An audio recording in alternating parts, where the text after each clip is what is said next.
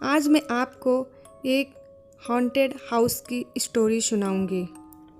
विकास जो वो घर ले लेता है और अपने घर खुशी खुशी आता है और अपने बच्चों से बोलता है कि मैंने एक घर लिया है जो निहायत ही खूबसूरत और बड़ा है।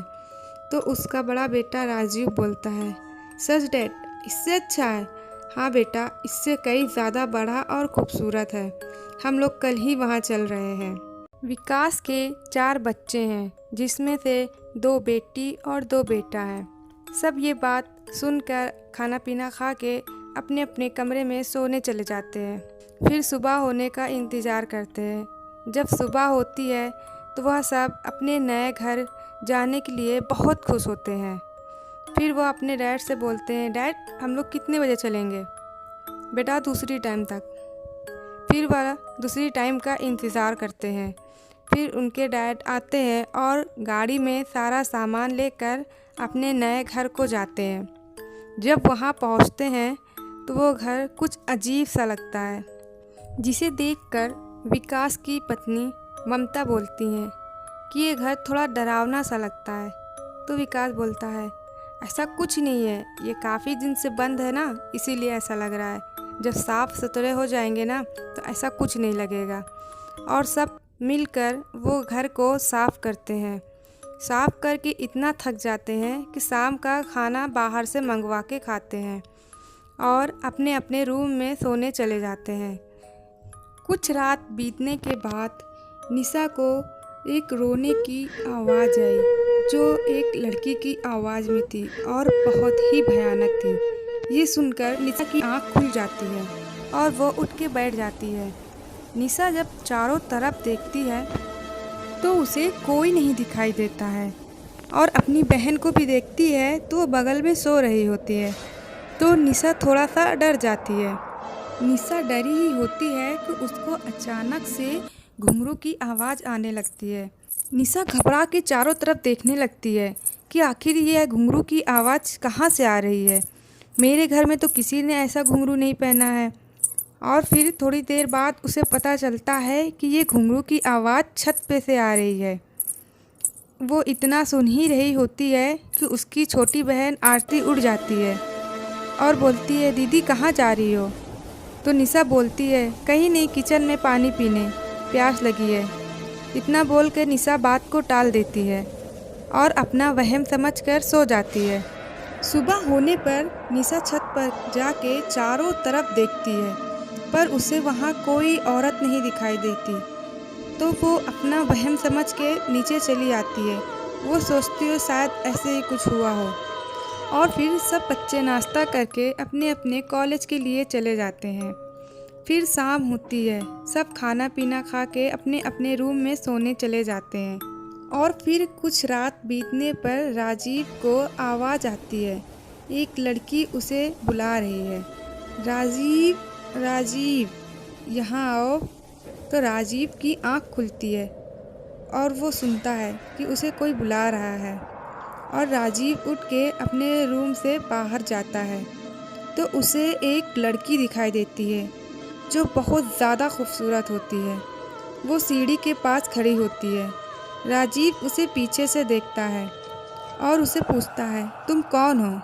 राजीव के इतना पूछते ही वो छत की ओर चढ़ने लगती है। जब वो छत की ओर चढ़ने लगती है तो राजीव भी उसके पीछे पीछे जाता है। वो आधी सीढ़ी ही चढ़ता है, वैसे ही राजीव का भाई आ जाता है। भैया आप कहाँ जा रहे हैं इतनी रात को छत पे? इतना बोलते ही वो आत्मा राजीव के आँख के सामने गायब हो जाती है। ये देखकर राजीव समझ जाता है कि ये कोई आत्मा थी और राजीव तुरंत सीढ़ियों से नीचे आ जाता है और अपने भाई से बोलता है, कहीं नहीं गौरव, बस ऐसे ही घूमने जा रहा था, नींद नहीं आ रही थी तो मैंने सोचा ला छत पे ही टहल लूँ, पर चलो अब कोई बात नहीं, चलो सोते हैं। गौरव को लेके राजीव रूम में सोने के लिए चला जाता है और राजीव उस रात को बहुत ज़्यादा डरा होता है, क्योंकि उसे पता चल जाता है कि वो जो लड़की थी वो एक आत्मा थी। पर राजीव को किसी तरह से नींद आ जाती है और वो सो जाता है। जब राजीव सुबह नाश्ता कर रहा होता है तो वो अपनी माँ से बड़ा उदास होके बोलता है, माँ ये घर अच्छा नहीं है, इससे अच्छा घर तो हम लोग का पहले था। तो राजीव की माँ बोलती है, बेटा तुम लोग तो इस घर में बहुत खुश थे आने के लिए, अब ऐसा क्या हो गया जो तुमको अच्छा नहीं लग रहा। तो राजीव बात को पलट देता है और रात की हुई घटना के बारे में वो कुछ नहीं बताता कि कहीं सब डर न जाए, और वो हंस के अपना बैग उठाता है और कॉलेज के लिए चला जाता है। और फिर सब शाम का खाना खा के अपने अपने रूम में सोने के लिए चले जाते हैं। फिर कुछ रात बीतने पे आरती को एक औरत की रोने की आवाज़ सुनाई देती है, जिसे सुनकर आरती उठ जाती है और चारों तरफ देखती है, उसे कोई औरत नहीं दिखती। फिर उसे महसूस होता है कि छत पे कोई औरत रो रही है। वो सोचती है आखिर हो कौन सकता है। वो इस बात से अनजान होती है कि कोई भूत भी होता है, क्योंकि वो सिर्फ 10 साल की थी। और वो उठती है, अपने रूम का दरवाज़ा खोल के सीढ़ियों से ऊपर चढ़ जाती है और देखती है तो सफ़ेद कपड़े में एक लड़की खड़ी होती है। तो वो उस लड़की से पूछती है, आप क्यों रो रही हैं, आपको क्या हुआ है। तो वो चुप हो जाती है, वो नहीं रोती और उसके सवाल का जवाब भी नहीं देती। तो आरती और पास में जाती है। जैसे ही पास जाती है वैसे ही वो लड़की मुड़ती है और मुड़कर देखती है। उसका चेहरा देखकर आरती बहुत ज़्यादा डर जाती है और वहाँ से भागने की कोशिश करती है, पर वो आत्मा उसे पकड़ लेती है, भागने नहीं देती और उसके अंदर समा जाती है। और जहाँ पे आरती सो रही होती है वहीं पे जाके आरती की बहन के बगल में लेट जाती है। फिर सुबह होती है। निशा उठकर जब जाने लगती है तो वो इतना बोल कर जाती है, आरती उठो, सुबह हो गई, स्कूल नहीं चलना है क्या। इतना बोलती है और चली जाती है। फिर भी वो नहीं उठती, क्योंकि वो आरती होती ही नहीं है, उसके अंदर भूत होता है। फिर थोड़ी देर बाद आरती की माँ, आरती बेटा नाश्ता नहीं करना क्या, स्कूल जाना है, चलो जल्दी करो। फिर भी आरती नहीं उठती। तो फिर उसकी माँ अंदर जब आके देखती है तो आरती पूरा बाल खोल के बेड पे बैठी होती है। फिर भी उसकी माँ कुछ नहीं समझ पाती। वह हाथ पकड़ के लेकर जाके डाइनिंग टेबल पे बैठा देती है और बाल को सही कर देती है और कहती है, बेटा नाश्ता कर लो। आरती नाश्ता इस तरीके से कर रही होती है जैसे वो जन्म की भूखी हो। वो जल्दी सारा खाना खाने लगती है। ये देखकर उसके भाई बहन परेशान हो जाते हैं और हंसने लगते हैं। कहते हैं ऐसा लगता है कभी ये खाना देखी ही नहीं है। और आरती कुछ बोलती नहीं, बस खाती जाती है। वो रोज़ से ज़्यादा आज खाना खाती है। फिर भी उसके घर वाले को कोई शक नहीं होता। और आरती खाना खा के वापस से अपने रूम में चली जाती है और आज स्कूल भी नहीं गई होती। वो अपने रूम में अजीब से हरकतें कर रही होती है, फिर भी उस पर कोई ध्यान नहीं देता। और रात के खाने के टाइम उसको बुलाया जाता है तो वो नहीं आती। वो अपनी बीमारी का बहाना करके बेड पर लेटी रहती है। फिर सब खाना खा के अपने अपने रूम में सोने के लिए जाते हैं। रोज़ की तरह निशा भी अपने बेड पे सोने जाती है अपनी बहन के बगल में। निशा जाती है और लेट के सो जाती है। फिर कुछ रात बीतने पे उस आत्मा को खून की पीने की तलब लगती है तो वो निशा पे हमला करती है। निशा की आंख खुल जाती है।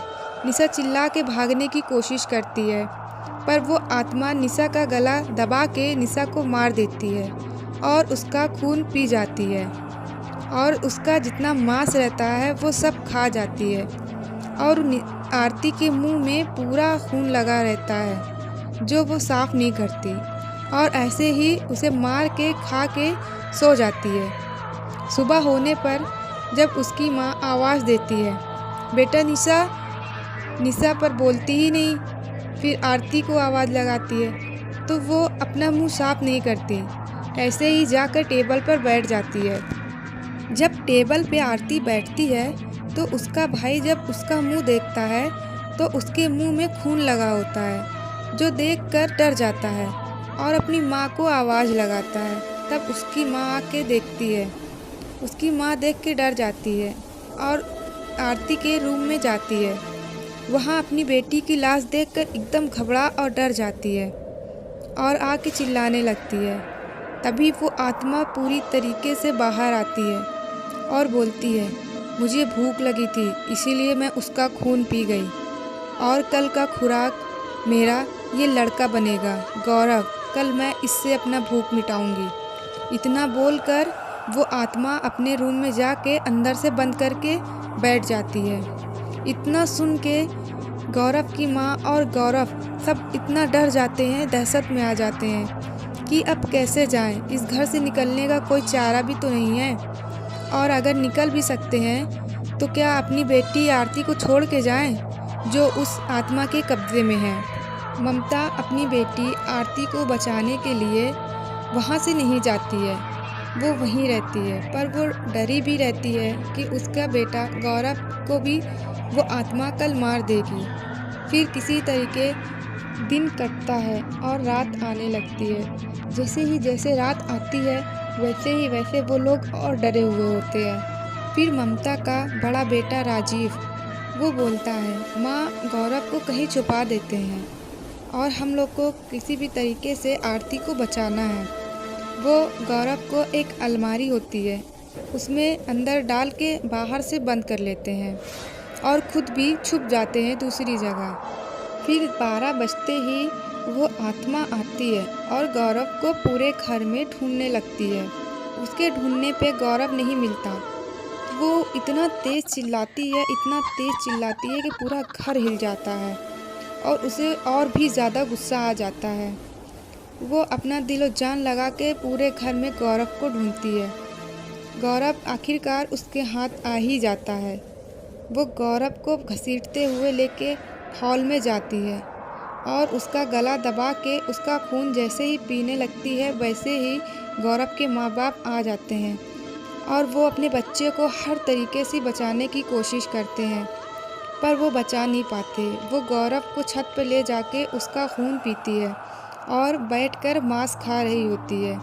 ये देखकर उसके माँ बाप एकदम टूट जाते हैं और रोने लगते हैं कि उसका छोटा सा बेटा जिसकी कोई उम्र नहीं थी वो भी मर गया।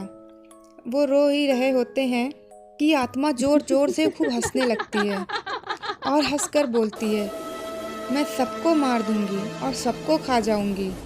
कल मैं तेरे बड़े बेटे राजीव का भी खून पी के उसे भी ख़त्म कर दूंगी। तुम लोग यहाँ से नहीं बच सकते हो और ना ही निकल सकते हो क्योंकि तुम्हारी बेटी मेरे कब्ज़े में है। तुम लोग अपनी लड़की छोड़ के ऐसे नहीं जा सकते हो, वो अभी ज़िंदा है, मरी नहीं।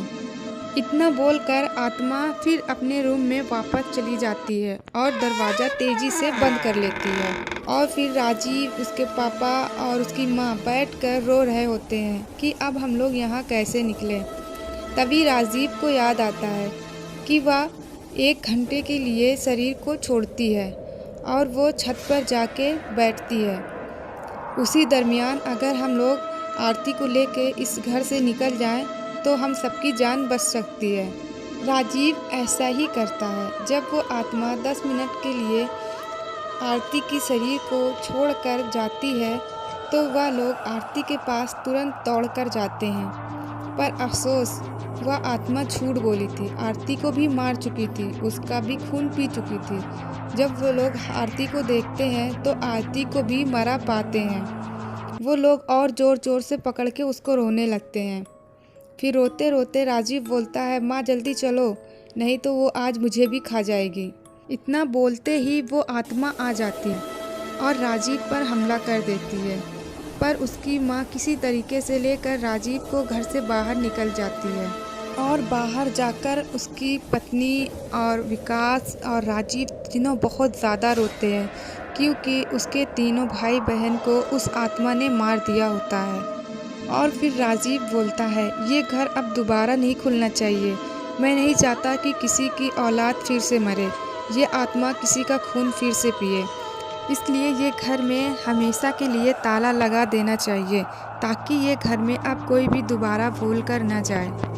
वह लोग उस घर में ताला लगाकर उस शहर को छोड़ के दूसरी जगह रहने चले जाते हैं। पर उस घर के आसपास रहने वाले लोगों का आज भी ये कहना है कि उस घर से कभी कभी तेज तेज रोने की आवाज़ आती है तो कभी हंसने की आती है और बहुत ही भयानक भयानक तरीके से आवाज़ आती है। इसलिए उस घर के सामने से कोई गुजरता भी नहीं है और कोई धोखे से भी चला गया तो उसका जिंदा आना नामुमकिन था। इसीलिए उस घर के आसपास कोई भी परिंदा नहीं जाता था, क्योंकि वहाँ बहुत भयानक आत्मा का साया होता है जो बहुत ही ज़्यादा खूंखार और डरावनी होती है। इसलिए वहाँ पे कोई नहीं जाता था। वो घर आज भी वैसे ही है, वैसे ही आवाज़ें रात को आती हैं और वैसे ही बंद पड़ा हुआ है वो बंगला।